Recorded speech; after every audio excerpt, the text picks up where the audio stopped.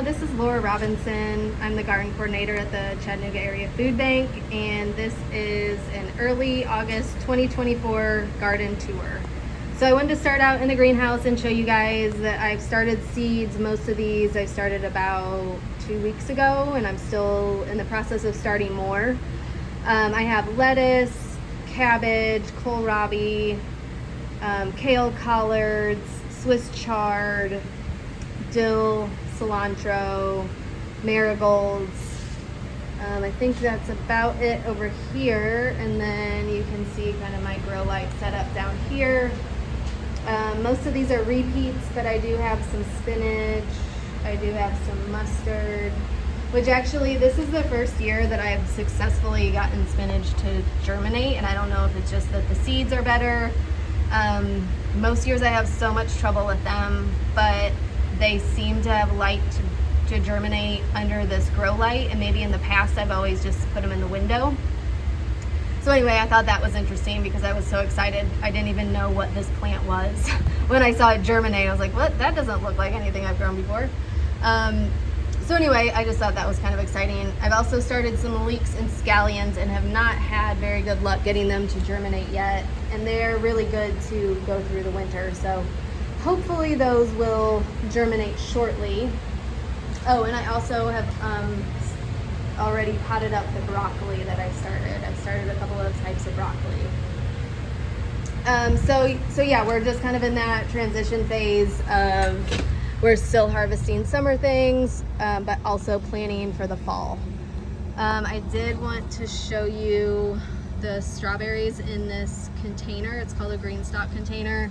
They produced really well, and now they're starting to produce runners, which I'm really excited about. I've read that runners tend to root better when they're still attached to the mother plant. So at some point soon, I'm gonna try to root these, maybe by putting attaching some kind of little container to this and just kind of letting it hang out. I don't quite know yet. So the major issue we've had this year, we've had a number of pest and disease problems, but the major thing that's been going on is the groundhog, which was we did a live trap last week and just caught it. So as I'm walking around, I'll show you there's plenty of places where the groundhog has just nibbled on stuff, and it's been really annoying summer in that regard. But some things have done okay. We have some bell peppers. You can see here, the bell peppers started producing just, I would say a week or two ago, and those have done really well. I have one sad bed of summer squash here, which needs to be pulled out. I have one better looking bed of summer squash here, which I'm sure is gonna succumb to something. The biggest thing, oh, I just saw one little bug on there that didn't look good. There's been plenty of gray squash bug eggs on the plants. And I don't see any now, but they look like little grass eggs, basically. And you just have to rub them off the leaves. Oh, I don't know if you can see that right there. They usually are like bunched up together. So that's been one thing that has kind of helped to keep that problem under control, is just really closely monitoring for those eggs and rubbing them off whenever you see them. I have a couple more beds. This is another bed of sweet peppers. I have a couple of beds of husk cherries, which you can see here. They're related to tomatoes and tomatillos, but they, when they ripen, it's like a sweet fruit. It's like it stays pretty small in there, but it is really kind of sweet and tropical in flavor. This is kind of a new to me plant this year. This is sunchokes, which is related to sunflowers, but the tuber is edible, and some people use it as a substitute for potatoes. So it's kind of a starchy tuber. I'm excited to see how that goes. I have not had great luck with green beans. I had 2 beds of pole beans, which I prefer over bush beans. but they both got destroyed by animals. So now I have a couple of beds of bush beans, and I'm really hoping to get some beans this summer, because usually beans are like one of the things that does the best for me, but you know, every season is different. I have a couple beds of sweet potatoes, which are going strong. I think I've showed you guys this in the past. This is a dwarf moringa plant. I'm trying to see if you can see that. The leaves and the immature seed pods are supposed to be really nutritious. So I'm really excited to see kind of what I get out of this plant. This is lemongrass, which is just going crazy and producing really well. I need to harvest some here. I pulled out a bed of cucumbers and planted some beets, and now it's supposed to be really hot here this week, like in the 90s. Beets usually like germinating at a bit of a lower temperature. I forget, maybe it's like 60 to 70 degrees, and I know that's the soil temperature, not the air temperature, but that's why I covered it with the shade cloth, because I'm trying to keep the soil a little bit cooler, and then I'll take that off in the mornings to let it get some sunlight. But I don't know, that's kind of an experiment. I don't know if it will germinate or not, so TBD on that. I have one bed of cowpeas, which has produced okay. I have this plant, which is huge. It's one plant, it's a monster. It's gone all the way over this trellis. It's starting to grow into the corn. It's grown into the cowpeas. It's grown everywhere, but I did not label it. And I thought I would be able to figure out what it was after it started to produce fruit, but it has not produced anything yet. There have been plenty of flowers. There's been plenty of pollinators around, but for some reason it's just, maybe it's not getting pollinated with the type of insect that it needs. I'm not really sure. So I have a nice looking plant, which is still a mystery to me, but I love kind of just looking under this trellis. I think it's really pretty. I planted corn this year. It's only my second time planting corn.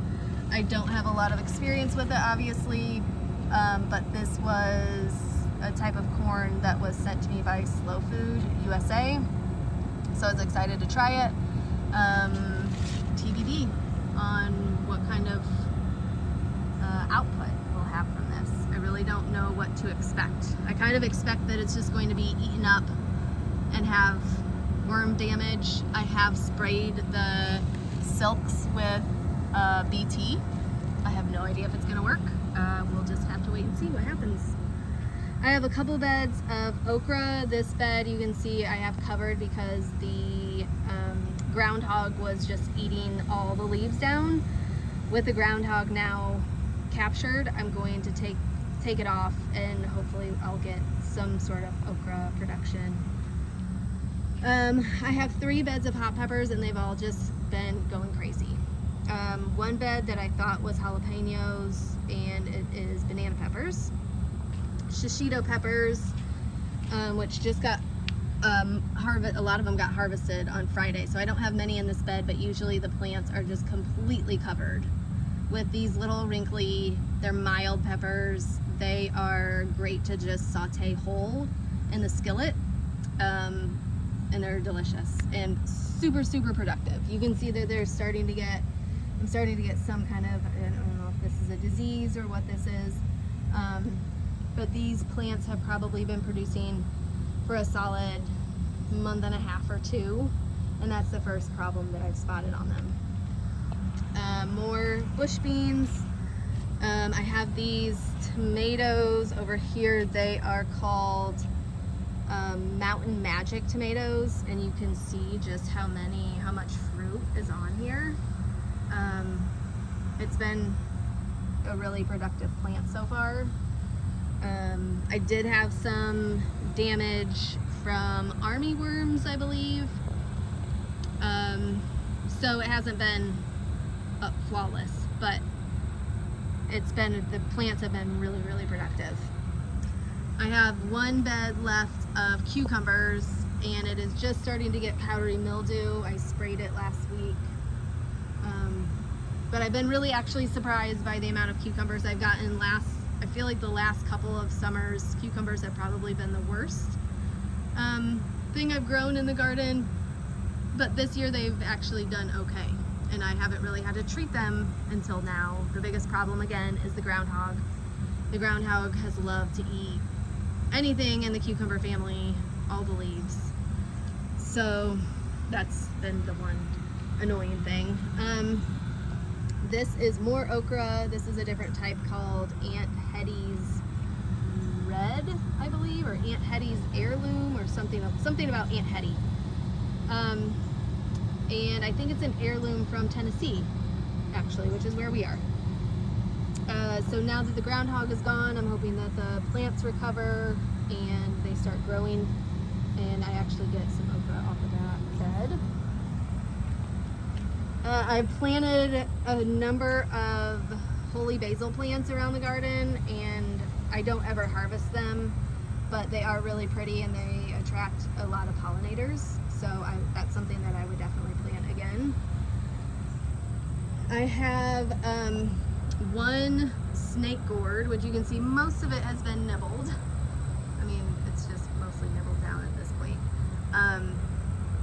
But it is just such a beast of a plant. I mean, the vines just go and go and go, and they're a little bit crazy. I'm just noticing right now. Oh, I see. Okay, never mind. I was like, where did that blackberry plant come from? It came from way over here. I do have some blackberries in this bed as well, but it's the first year that I planted them, so they didn't really produce any fruit. But the snake gourd, you should just look it up. It produces these long snake-like fruit, which if you harvest them immature, you can use like you would use a summer squash. They're pretty bland. But you can also let them dry on the vine and then hollow them out and use them for instruments or other things, crafts, that kind of stuff. The fall gold raspberries have kind of gone through a couple of flushes. I feel like this might even be like the third flush of berries. And you know, the ones in the spring were definitely more productive, it seemed like, than what I'm seeing now, but they've kept on chugging along, which has been pretty impressive. I have a bed of, these are called Jobs Tears. It is in the grass family. A lot of times people use these little beads for crafts and making necklaces, but it's also edible. So this is my first year ever growing it. I'm interested to know if anybody else has ever attempted this. I'm thinking I just leave all the beads to dry on the plant and then harvest them. But you can see it, like, look how huge. I mean, it looks like corn, kind of, right? Because they're both in the grass family, but yeah, this one does not produce any kind of corn. It just produces these little beads, which has been fun to see. It's been a really easy crop. I haven't done anything to it, but now I'm just trying to figure out when and how to harvest. So if you have any tips or tricks, let me know. Yeah, so I think that's about it.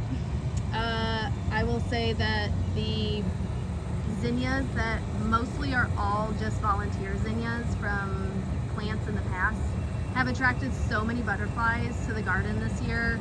And I know it's been like that in the past. I just kind of forget about it until summer comes along, and then I'm reminded how much butterflies just love zinnias. There's a little, I don't know if that looks more like a ball. But sometimes you come out here and the garden is just like flush with butterflies, and it's so beautiful. But yeah, I think that is about it. I hope your summer is going well and you're surviving the heat, and hopefully you're getting some rain. We just got rain 1.5 inches here yesterday. That's probably been the most rain we've gotten in over 2 months. So here's to more rain and more butterflies and pollinators and pretty things and delicious things to eat. I hope you're doing well. Talk to you soon. Bye-bye.